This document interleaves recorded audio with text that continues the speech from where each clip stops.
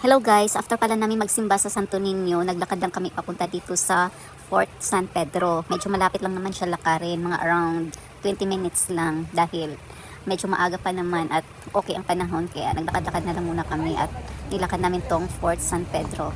Ayun, nandito na kami sa entrance fee at meron pala siyang 30 pesos entrance sa regular pero may discount naman yung mga senior at saka estudyante, mga 20 pesos na lang. Pero yung regular, 30 pesos talaga.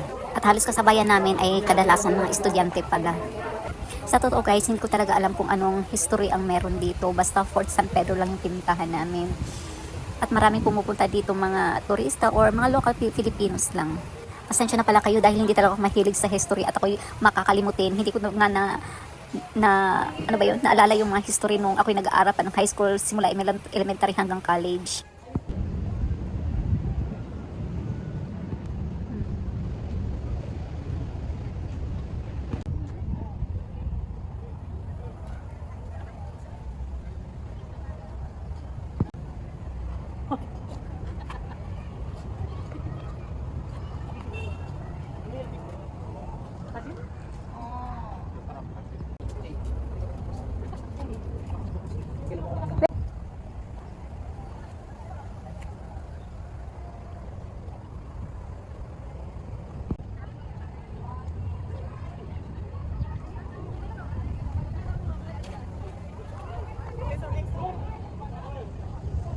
Exercise.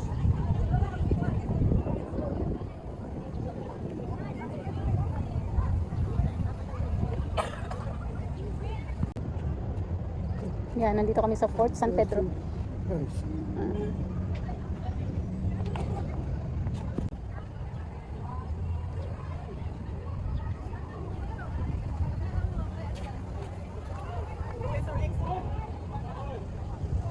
Exercise.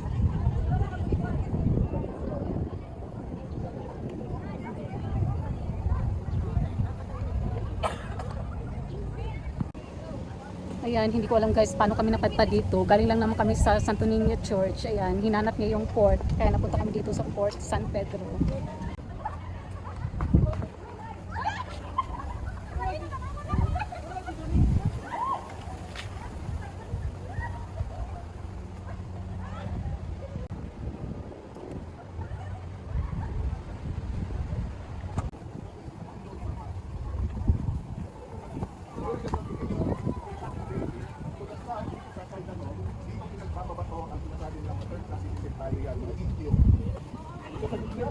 Is of commerce and government. And to the north is where they put a wealthy Spanish or the mixed race of Spanish and Chinese descent. Doon po yan sa gitna.